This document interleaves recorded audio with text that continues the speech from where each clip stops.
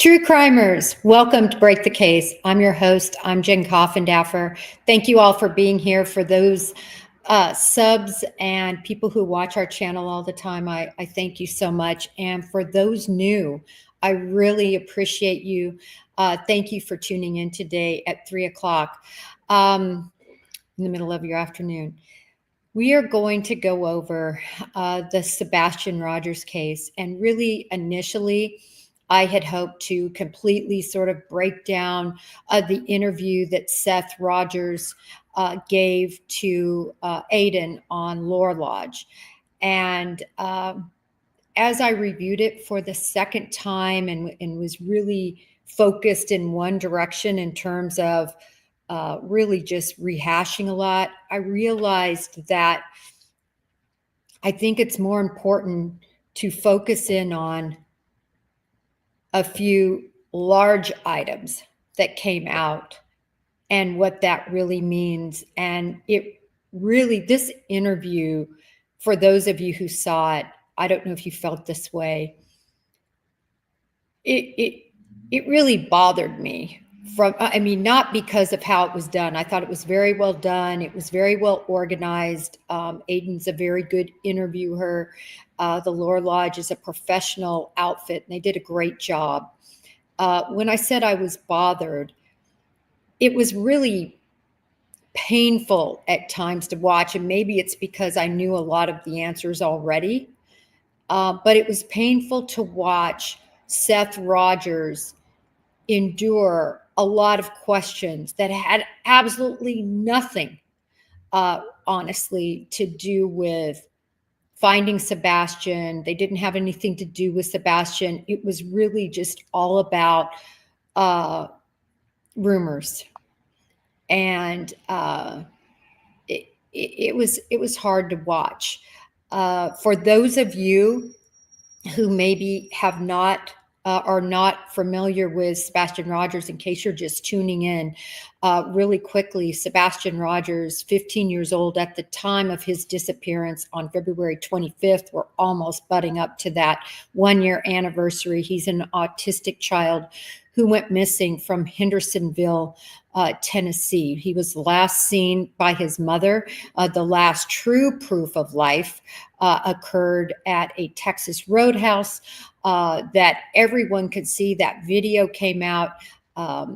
There is an investigative agency and private eyes and dog that are involved in this case. They were brought on board by Seth Rogers, the father. He had had prior PIs that really only worked for a couple of weeks. Only one was even paid. But he seems pleased with the new individuals that are helping. Again, they do a good job of handling different leads and different things that tips that come forward that for whatever reason aren't given to law enforcement. They follow up on all of those. Of course, I've also mentioned that just the name recognition of having dog involved and the numbers of individuals that are involved trying to assist Seth is certainly important for following up on leads. But not to digress, I'm going to get down into the weeds in terms of some of these items that were stated yesterday that really upsetting. But let me quickly touch on some of the rumors that were dispelled. And literally, I'm just going to touch on this because it's, to me, not important. First of all, they went over the alibi of Seth Rogers, Sebastian Rogers. He has an iron-tight alibi. I've seen the receipts. He just wasn't there to be involved in abducting his own son. So I'm just laying that to rest. That is the facts. Secondarily, they talked about whether Seth Rogers groomed and actually, molested, because actually it would be rape, Katie Proudfoot. And they gave a very specific timeline. When I say they, Seth, Aiden drilled down on him. And a lot of details came out regarding that relationship. meaning how they first met. She was 12 years old when she was babysitting for Seth's then fiance's, I believe it was aunt at the time, and just all these details regarding how they met. And it wasn't until she was 18 that they began a relationship when they both moved into the same residence at the time. And in fact, they even went over the fact that at that time, Katie Proudfoot had a boyfriend that was Katie Proudfoot's age and had a boyfriend that was older. So she was dating two people, according to Seth, and that he felt like she was kind of out of her league and didn't initially pursue. But they ended up obviously having a relationship, getting married, and having Sebastian. So for anybody who watched the interview, and I know some people just didn't want to watch it. I saw this all over. Well, I'm not going to watch it. I'm not going to watch it. Well, if you have any interest in the Sebastian Rogers case, you should be trying to get your hands on any credible news that you can. That's how I feel. I spent a big part of my morning preparing for this, rewatching the LoreLodge video, rewatching a lot of videos of Katie again and CP, Chris Proudfoot, and just to go over kind of what we were going to talk about today. But again, if you are seeking out the drama channels that their whole focus is on making fun of or berating or trying to put down, I guess it's because they think it's their competition. Other creators, I mean, that's not where you need to be looking to find your information on Sebastian Rogers.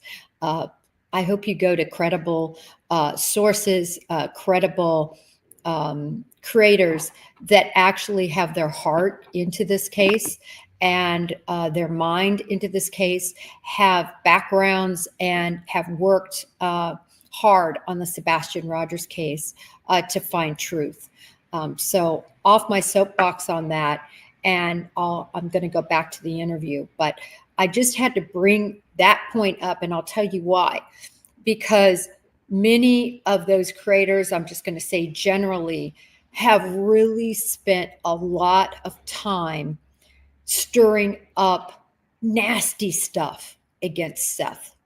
Nasty stuff that really has nothing to do with the possibility of him being involved with Sebastian Rogers being gone.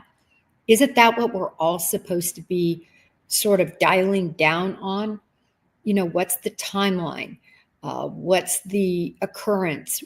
Who had a motive? Who had the ability?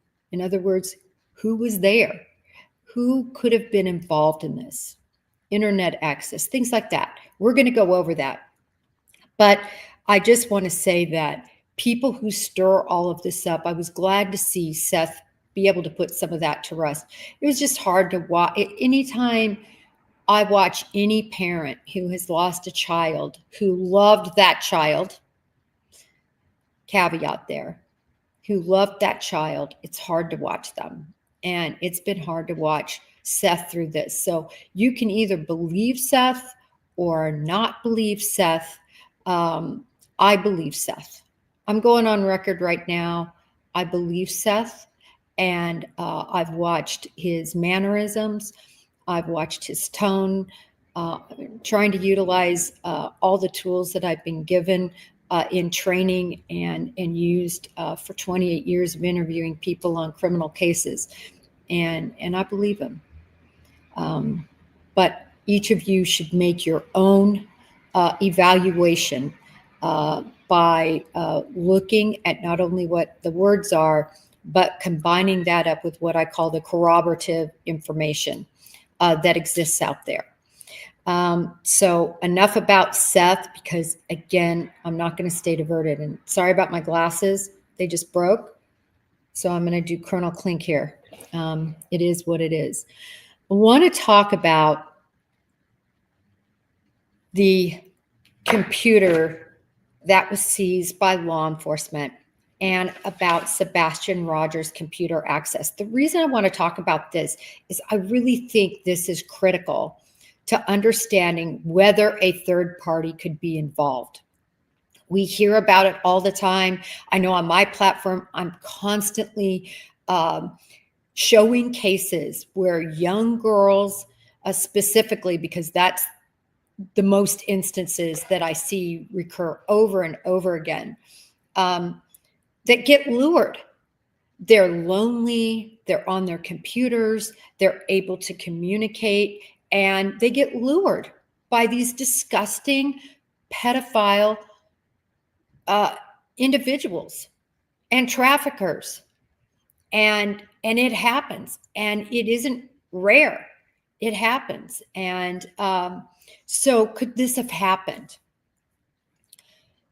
There was a lot of information that came out last night that I think really drilled down on this, drilled down on Sebastian's devices and his access. So when he was at the Proudfoot home, his mother is Katie Proudfoot, his stepfather is Chris Proudfoot. When he was there, he purportedly did not have internet access. Okay. Let's go to when he was with Seth Rogers, because this has been a huge point of contention.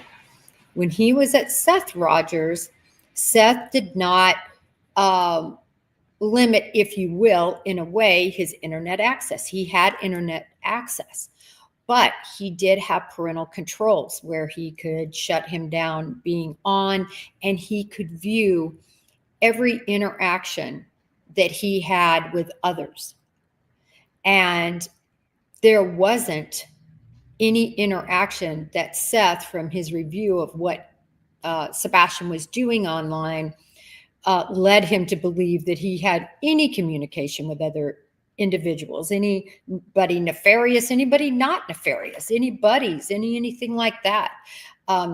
He really, and they went into this for a long period of time on this, talked about gaming and talked about the games that Sebastian watched or I shouldn't say watched, took part in playing. And they talked all about that. There's a long session on that because LoreLodge is a gamer and was a gamer when he was young. Seth's a gamer. This is something they had in common. So they talked in detail about all of this. And this was the important takeaway from that, is that the equipment that is necessary to communicate in online gaming was not accessible to Sebastian Rogers. And in fact, there was a discussion in a previous interview by Seth where he kind of mentions that Sebastian was upset about whoever he was gaming with not paying attention. Well, apparently there was no way to actually be the individual that transmitted voice. There were earplugs that could have done that, but they were kept with Seth. They were kept in Seth's room. Sebastian wasn't allowed to go into his room except with very specific permission. And particularly Seth pointed out, these earplugs were dusty, dirty, and not used by Sebastian. Point being, from what we know now, in a lot of specificity, there wasn't a way for Sebastian Rogers to have communication with others via the internet, via gaming, and that in fact, even his school tablet and so forth was also monitored. So this gave reinforcement, I think, at least for me, as to the specifics of why the parents have been so staunch in their view that Sebastian wasn't online. I've always said, at school, with friends, with acquaintances he knew, could he have gained access to somebody? Could he have been communicating? Definitely. I mean, where kids want to do that, they will find a way. But we don't have any evidence, at least from the parents, that was the situation. And now I definitely understand more why, even though the internet was per se available, how monitored it was and the inability equipment-wise to communicate. By the way, in regard to chat, if you want to use emojis, please do. I love green hearts. I'm all into emojis. I know that LoreLodge yesterday, they had hundreds and hundreds of people in the chat, and that was one of their rules. But here, use your green hearts. I love to see them. The other important point about this that actually LoreLodge pointed out, and that left my jaw down a little bit, was the fact that law enforcement took a tablet that was purchased by Seth Rogers' mother, so Sebastian's grandmother, for him, but that apparently was never used. In fact, when law enforcement came and they wanted to see the devices, Seth had to charge it for, his words were 15 minutes to even get it to kind of gear up. Interesting that this was, according to Seth, was never used, wasn't used by Sebastian, but law enforcement took the tablet. However, the laptop that Sebastian used routinely was not taken by law enforcement. This was really concerning to me when I heard this. Maybe it's because they feel that they could glean information another way, but honestly, I'm not buying that. I think this was remiss.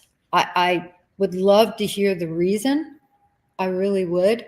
But I don't know if there's any reason that is going to satisfy me on why you wouldn't take all devices in that house, whether they're Seth's, or the other house, whether there's Katie's, whether they're Chris's, whether it's school device, you got to take it all.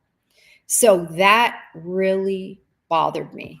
And I think that's very significant because, at least for me, it's concerning. A couple of things we've heard. Remember, we have information from another LoreLodge interview of the Proudfoot's PI that was paid $15,000 on a retainer. I don't know what the relationship is now, but as of about 2 weeks ago, he was under retainer.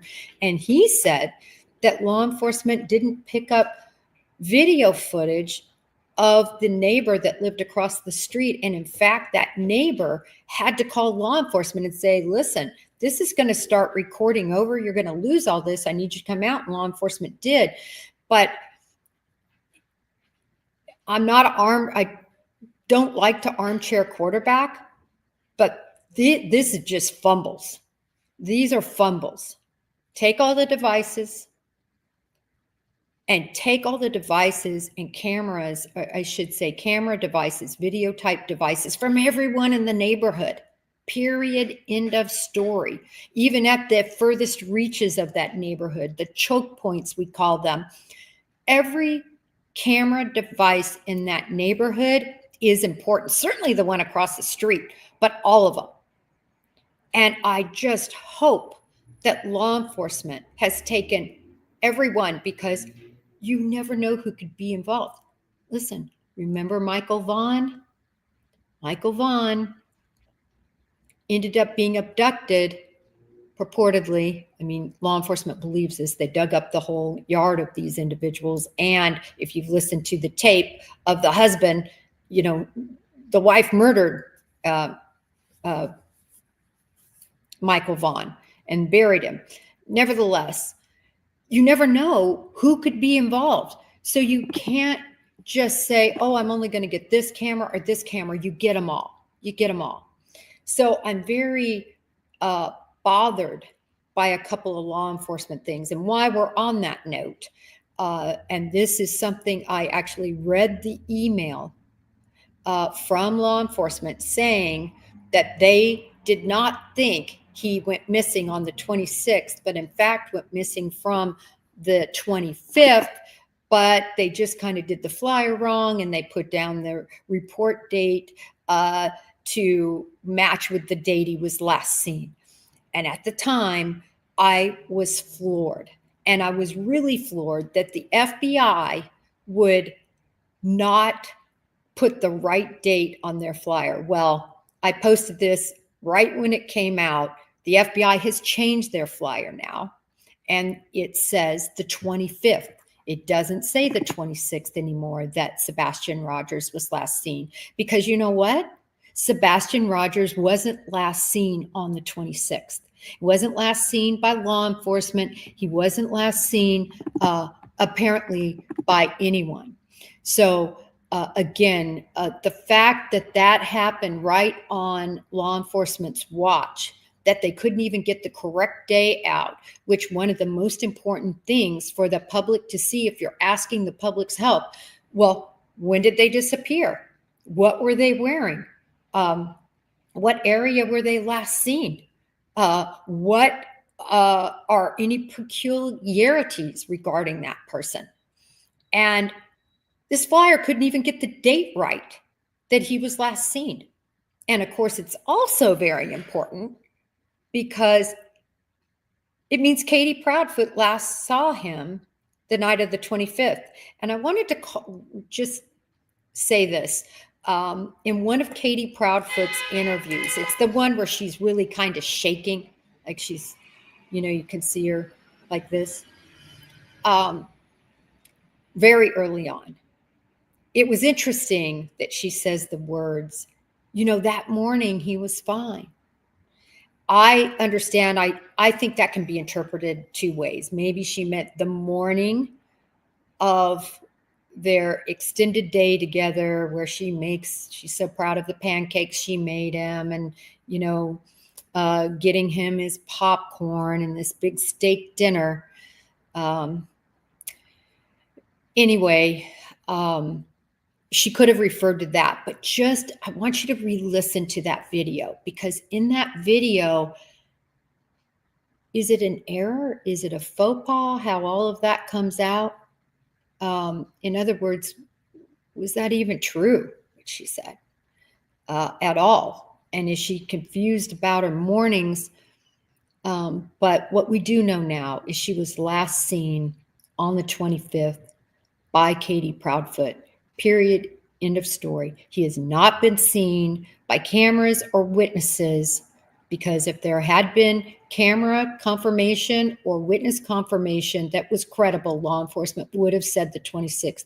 And I will always be bothered that here we are almost a year out and law enforcement, including the FBI, is just getting that date right.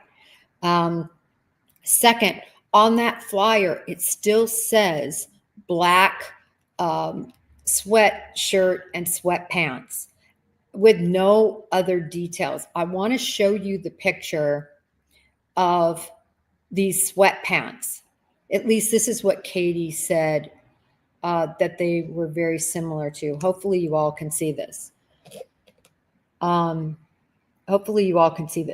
They have this very distinctive white stripe, and she was specifically asked about, is this what they look like essentially? And she said, yeah, very similar. This should be on the flyer. This is a distinctive situation, especially if he was taken and at some point his clothes were removed and somebody could have found them in a dumpster. Somebody could have found them in an alley. Somebody could have found these sweatpants, but they don't even know what they're looking for because they think they're looking for black sweatpants. This is remiss in messaging from law enforcement, and it's just disappointing. I don't know how else to say it. The date is disappointing. The not talking about the white stripe is disappointing. And the other thing, and I'm just coming in hot on this, I've tippy-toed around this a little bit. I'm not tippy-toeing around it anymore. He was in diapers, people. You can call them pull-ups. Pull-up is a diaper. It just is. And the fact he was in diapers is important. I've touched on it before, but people are like, oh my gosh, when they find him and he's going to hear that you say he was in diapers. Believe me, everyone knows he was wearing diapers. He wore them to school. Chris Proudfoot would not allow him to wear anything but diapers. In fact, boxed up his underwear, as he says, it's on tape, boxed up his underwear. And Seth told you all the underwear were given to Seth because Seth didn't allow his 15-year-old son to wear diapers because Seth didn't have issues with Sebastian when he was at home with incontinence. Why? Well, I believe that when individuals are abused, you often see these type of reactions from them. And we know now, which was also discussed, that Sebastian Rogers was sexually assaulted by an older boy under the meaning in the household of the Proudfoots earlier when Sebastian was young.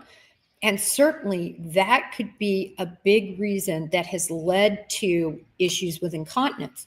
You combine that with the fact, and this is a fact because it's confirmed by Chris Proudfoot, by Katie Proudfoot, and in regard to these CPS reports that have also been confirmed from their horse's mouth, that he was beaten with a belt. And there were two specific occasions. Once was because he didn't have on his belt. And another time, I believe it was because he wasn't truthful about something. If you look back, there's two different recordings because I've been called out on this. No, Jen, it was the belt. No, Jen, it was this. Well, the reason people are confused is because both things were said. And my belief is there's two different times. And I know Chris Proudfoot dumbed it down. Yeah, I hit him one time with a belt. Well, he's autistic and you can't use a weapon, and a belt's a weapon, to beat an autistic on the spectrum child minor, which he was. And so people wonder why he had problems with incontinence when he was at their house. I don't wonder. I'm not at all surprised. And to humiliate him. And I've had some people come back and say, oh, Jen, it's very humane. It's very humane to put him in diapers when he goes to school. So then this way he doesn't embarrass himself if he has an accident. Well, you know what?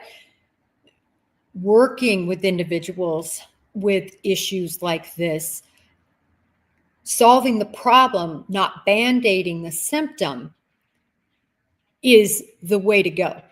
And another thing that came out in this interview that I loved was Seth wanted to put Sebastian Rogers in a particular program meant for autistic people where they work with animals. And Seth talked about how much Sebastian loved animals and to help Sebastian because he was 15. There were all sorts of issues which were translating to issues at the school. And this is why this is also all very important. This caused problems with behavior, which led to, according to Seth, why the Proudfoots wanted Sebastian gone.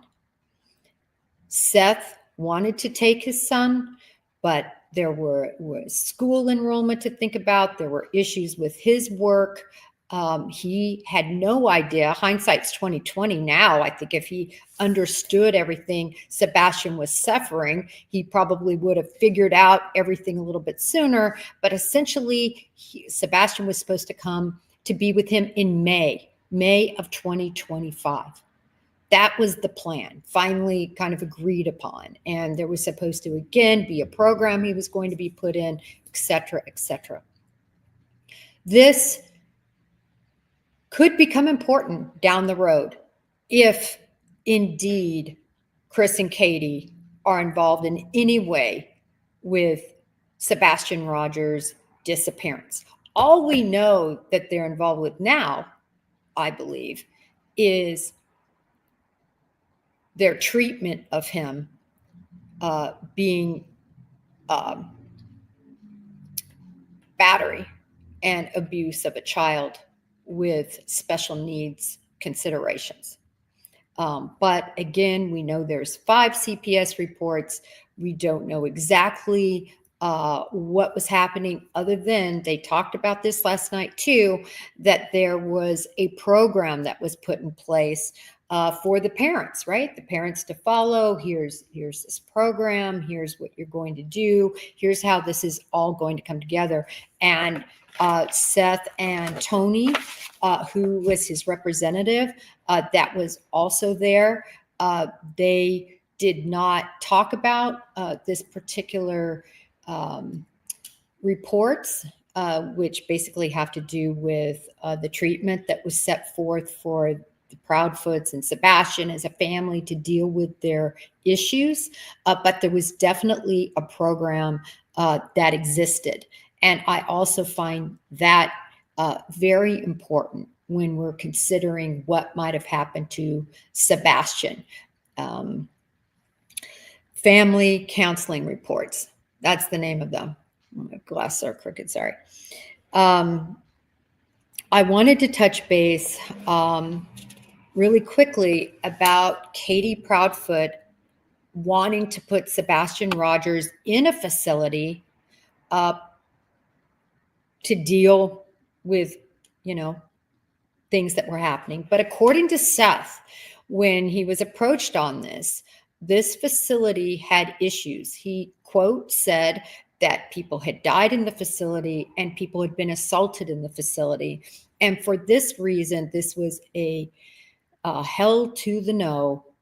We are not putting my son in this facility. And again, that's where Seth Rogers was working on other plans, including him taking online school. So this way, Seth would be there in the day. He works nights, and it wouldn't interfere with him, meaning Seth, being able to get to Sebastian to school, because that would be a non-factor from the standpoint that Seth gets off at a time frame that wouldn't allow him to get Sebastian to school timely. So if they could do this online study program, which they have in Clarksville, where Seth lives, this could sort of alleviate any issues. So all of that I found very interesting, just all the imaginations that Seth Rogers had gone through and considered from an educational standpoint. And so I thought that was very important too. And then also this facility mentioned, I need to do some research and see what facility this was. I will find out and to corroborate what was learned. I just want to see what facility this was that has apparently some issues. Let's see. I've got lots of notes here. Let's see. All right.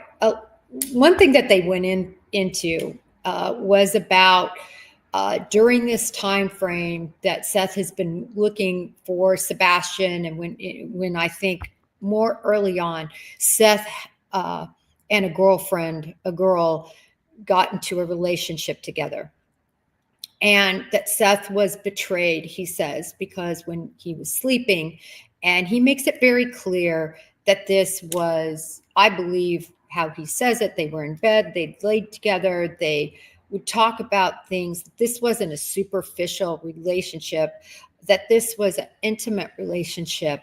And I think a relationship that Seth cared a lot about. He says that maybe God sent this woman to help him through this time of crisis, essentially. So but he says he was betrayed when he was asleep, and she got his phone and she transferred some reports, CPS reports, and to some different recreators, and those got out, and he was so betrayed. And it's sad. I mean, I don't know what else to say about that, but that is his story. And as to why some reports got out, and also why he did some cease and desist related to different creators that, again, I'm do I have to call them creators? I mean, I've listened to some of these. It's shocking. It's just drama. I mean, it's terrible.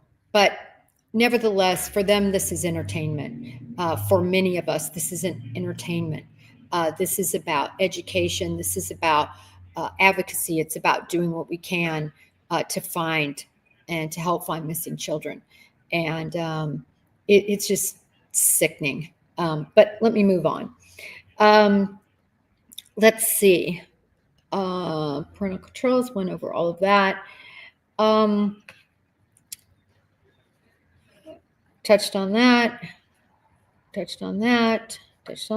Wow, I'm doing pretty good. I'm down to very few notes. I want to reiterate the lights video here because couple thoughts. First of all, if you're a 15-year-old young man, and again, highly functioning, I just heard, and I posted this on Twitter. I'm actually happy to play it here for those of you who have never heard Sebastian's voice. I want you to hear his voice. This was really touching. It's when he was younger. But it gives you a sense of his cute little personality. It's really short. It's 7 seconds. I'm going to play it right now. Hopefully you can hear. Okay, ready? You're so goofy. Watch this. Oh, I'll press it again. It's really short. Green tea. You guys see that? Green tea. Goofy. Let's play it one more time. Green tea. It's just adorable. Especially if you know his favorite color is green, green tea. But that was the first time I had ever heard his voice. And, you know, we see pictures, and of course we saw all that long footage with him at the Texas Roadhouse. But did you see his face light up and his smile and those eyes? This guy was animated. And, you know, a lot of times when Seth talks about Sebastian, he talks about that, how he's kind of, you know, goofy or animated or fun. And you see it here. And so it really, for me, spoke 1,000 words. And it's things like that I wish law enforcement would put out. I wish they'd put out the correct description of the pants he had on. I'm glad they got the missing date correct. I wish they'd put out the fact that he wore diapers. So there would be no underwear that would be found and tossed aside. And I think you all know that if you wore diapers and they get wet or soiled, you're not going to keep them on. So this is very important from an investigative standpoint. We should have known this early on, because this is something people could have been looking for. Was anything discarded on the side? You know, did anybody see anything like that? But unfortunately, it's coming out through social media. But maybe somebody does know something and will come forward with this little, this piece of information. At this point, this isn't about a reputation, because Sebastian has the best reputation.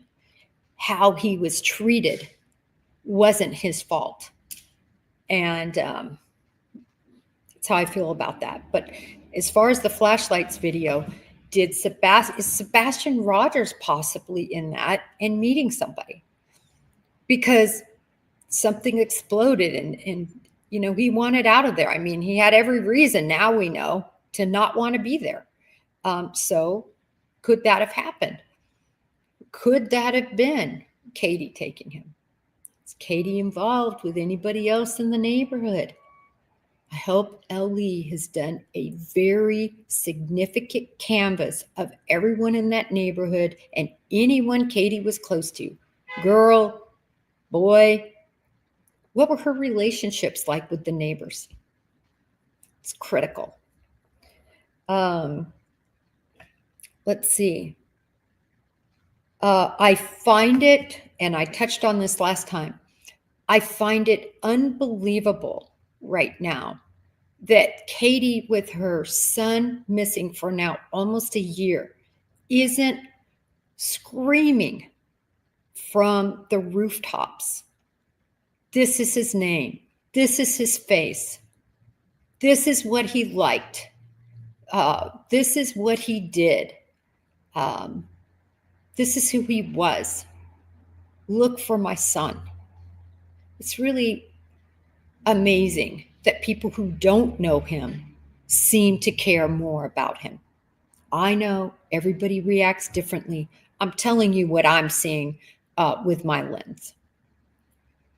And again, I understand too that sometimes people act the way they act because they feel guilty about something else. In other words, guilty how he was being treated, guilty with everything going on in that house, nothing to do with his disappearance. That happens. But the way Katie Proudfoot is acting, in my view, is not comporting with the bereavement and sadness of a mother looking for their son. Let's see. Did I touch on everything? I think I hit all the highlights. I wanted to say this. Right now, $1,653 has been raised for NCMEC, the National Center for Missing and Exploited Children. They are key in helping find children really worldwide. One of my old partners actually works for NCMEC as a contractor, helping to find children.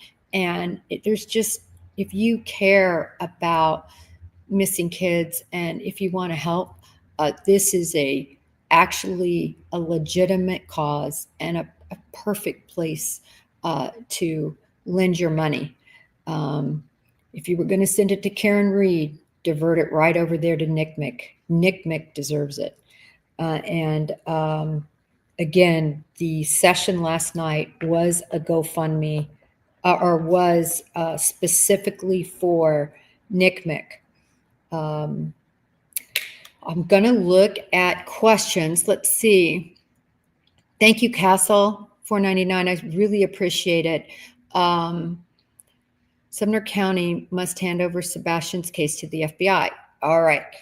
This is not going to happen, Castle. I know a lot of people wish that could happen, but unless there's some proof that he was abducted and kidnapped, or, if there would have been a note, anything like that. But right now, the venue lies with Sumner County. And I know Seth felt this way, and I definitely communicated that I wish the FBI could just come in on some of these cases and take over because of all the resources they have, the experience. The CART team is amazing, but they come out on a lot of these anyway to help. And I know they're involved in this case, but it's going to stick with Sumner County. I haven't tried to, say my armchair quarterback too bad, but I had to point out these 3 fumbles because they're inexcusable fumbles. All right, let me just make sure there's nothing else. Okay, the FBI reward, the $50,000 FBI reward. I've touched on this before. Again, as a case agent with the FBI, when you have opened what this case is, it's called, the title of it is a police corruption case. And then underneath, when you title it, we call them titles, then it'll have victim, Sebastian Rogers. And then under that, it'll say unsub. UNSUB, which means unknown subject, but that's our abbreviation, unsub. Underneath that, we'll have the place, Hendersonville, and then usually the date of the last seen date, which hopefully they have that right in the title of their case. And they're allowed to, with an open case, get money, resources, use the lab. It's like having a real case open, only you don't have the venue to prosecute. So you're not conducting this case to prosecute it, but rather to lend help to the locals that then are going to handle the prosecution. Okay, so in this case, I believe the FBI got $50,000 due to paperwork that they sent clear upstream, approved by everybody, and were allowed to offer this $50,000 reward. In a lot of cases, the rewards are actually offered by family members and things like that, but it goes through the FBI. I don't believe that to be the case. I think this was what we call case funds. Every case has a huge amount of money you can spend on it for various things. And this would be one of those things, as long as it reaches headquarters approval. And I worked at headquarters in the weapons of mass destruction, again, in nuclear counterproliferation. And as a program manager, if you will, when money is requested, again, those programs are managed fiscally out of headquarters, and they have to give their approval. So that's how that $50,000 would have been offered by the FBI. And again, they're not going to do that on a missing child case. They're going to do that when they believe it's a criminal matter. And I challenge any of you to find a case where that isn't the case, that ultimately the person wasn't abducted or was abused by somebody who took them someplace, and that a reward was offered in furtherance of finding out the evidence in that. Clutch them pearls. Hi, how are you? Oh my gosh, that's so sweet of you. A $10 donation. Thank you for standing on truth and always keeping it classy. Well, I appreciate you too, because your channel stays away from the drama.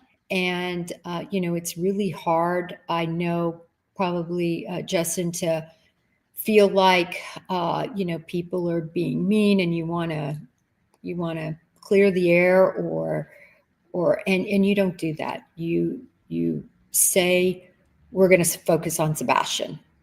And that's what this channel is about too. We're going to stay focused on Sebastian. And I appreciate you all being here. Let's see, we have one more coming up here. Christy Bean, $9.99. Thank you so very much. Could CBP be arrested for abuse on a disabled alleged child? Well, it's interesting. I actually posted the statute, the Tennessee statute, in my Twitter when I first learned. So now it's been months ago, about him being hit with a belt.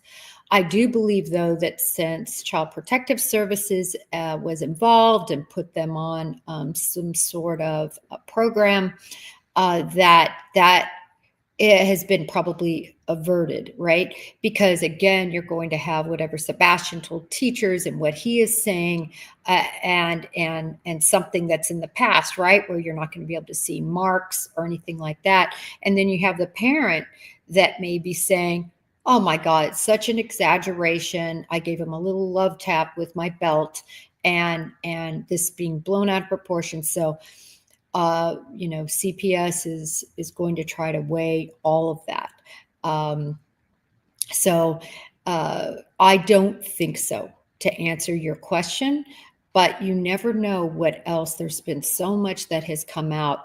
What else is behind the foreground that we don't know about? Remember, we only know such a small amount compared to law enforcement. Thank you. Hey, Jude, $2. Thank you so much. What about Sebastian talking to Katie's mom? Oh my gosh, that is in my notes. I've got it right here and I missed it, probably because I'm fumbling with my silly glasses. So glad you brought this up. This is critical and a huge point that came out last night in specific. Essentially, Katie Proudfoot's mom, and this, I literally was totally planning on showing this, and Katie Proudfoot's mom, she's a gem, let me tell you. This is her Francis Suzette, I believe it's Rosenbaugh. See this right here? Okay. I looked her up today, and she is still on the rolls as a sexual offender.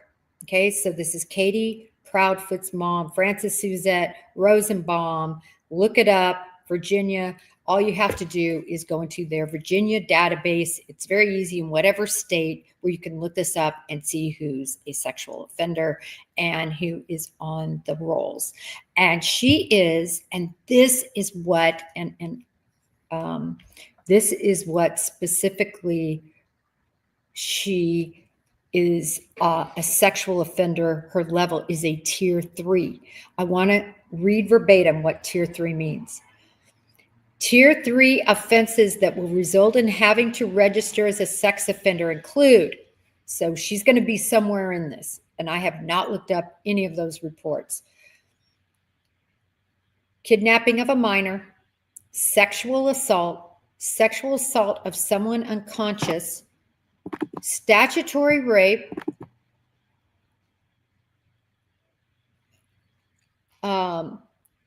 aggravated sexual abuse, and aggravated sexual abuse of a minor. Again, I have not read the reports. I'm reading directly from the website, and I looked up to make sure she was still a registered sex offender, which, as I said, she is.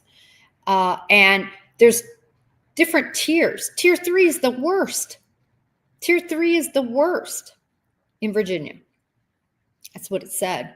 It's the worst, tier 3. And so then I said, okay, well, what did you do to become a tier 3? And I just read it to you all. Really concerning. This is what is alleged.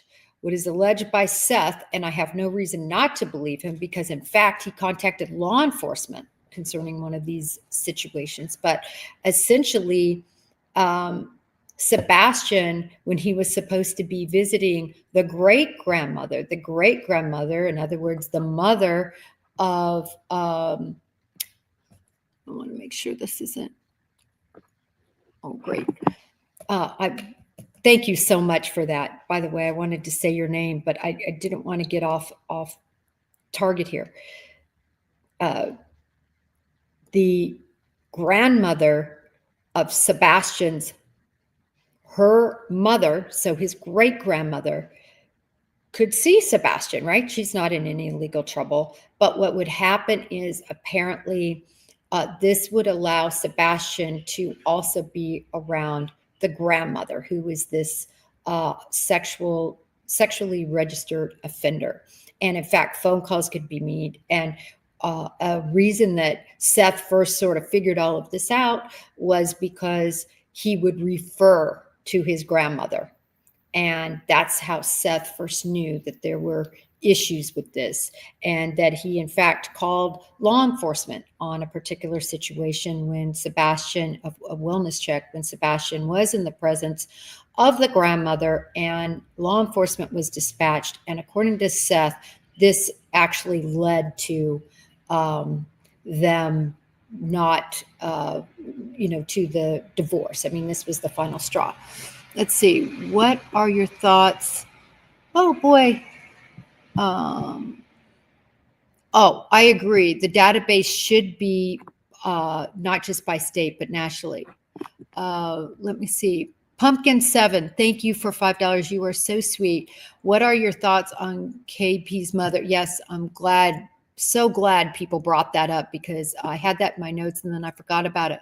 Hope in the Shadows, Gypsy Nilsson. Thank you for reiterating what's the facts and why it's important to be relevant. Thank you so much. This is a fact channel. I speak strictly from a law enforcement perspective.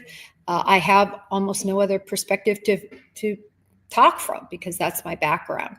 I thank you all really so much for being here. And these super chats that you're sending with these particular questions are just phenomenal in terms of what you're asking. And if somebody wouldn't have even mentioned that, I wouldn't have been able to touch on that.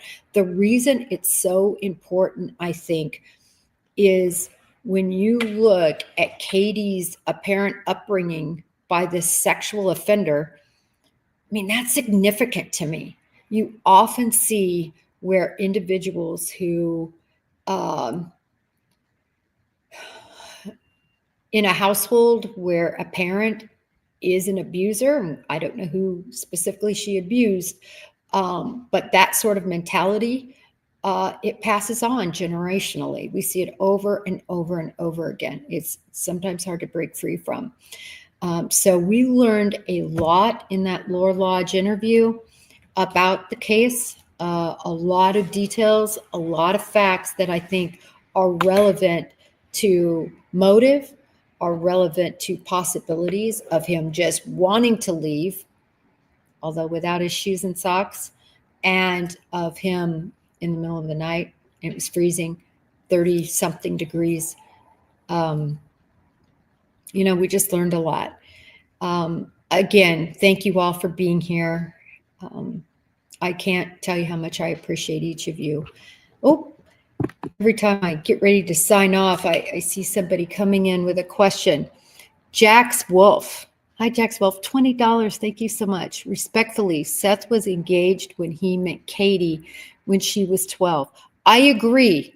I agree with that he met her and he was engaged. I agree with all that.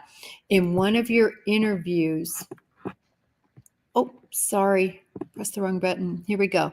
In one of your interviews, he said her pregnancy was complicated due to it being the first time her pregnancy went all the way. These are his words. Yes, but did you hear that piece from last night, Mr. Wolf, about that she had 2 boyfriends and one was an older person purportedly and the other was her age?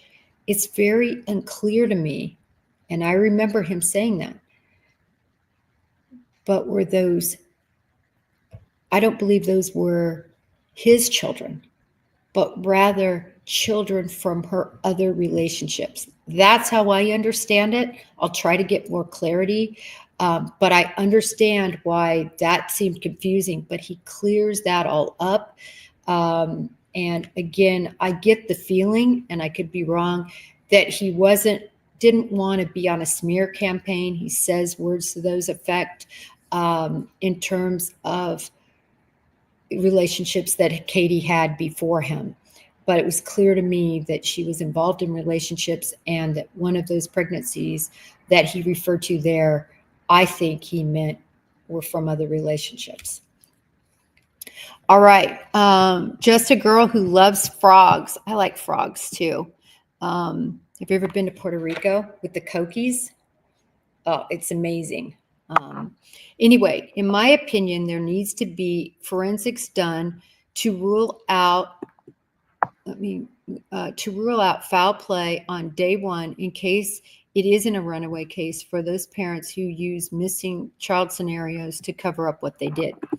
I'm going to tell you this. I agree. I was shocked to hear, and I know this to be true, that they did not do anything with luminol, that they did not do anything with fingerprinting. That's according to what, definitely according to what CP said, Chris Proudfoot. I think they initially believed that this was a runaway. I did a whole segment on clearly what law enforcement believed prior to mid part of April. I did a whole segment that it was clear that they thought this was a runaway. Whenever you have autistic children disappear, that's the first thing you think as law enforcement, because that's what our experience tells us. But have they pivoted?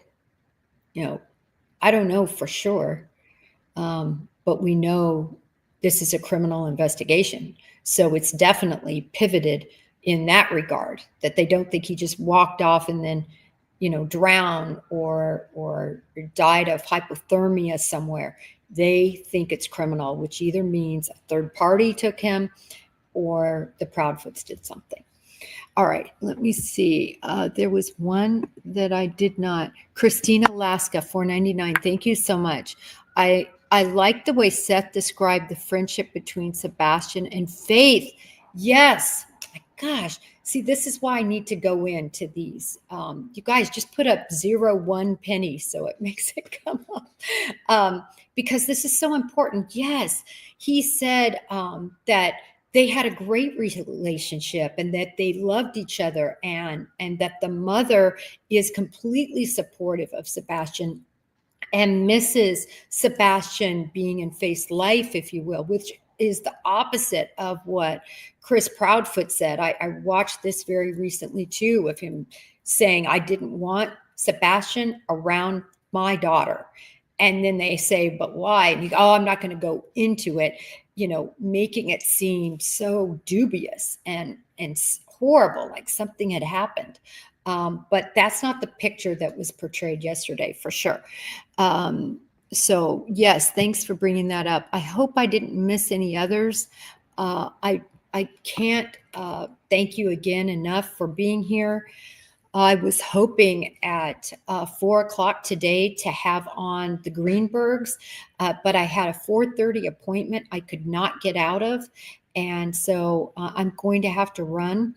But one of the next sessions I will be doing will be on the Greenbergs, on Ellen Greenberg, stabbed 20 times, suicide versus homicide, and where that case is. And I can't wait to have Josh and Sandy on. They've been amazing in terms of their resilience through that case. Again, to all of you, thank you so much. May justice be served for Sebastian Rogers.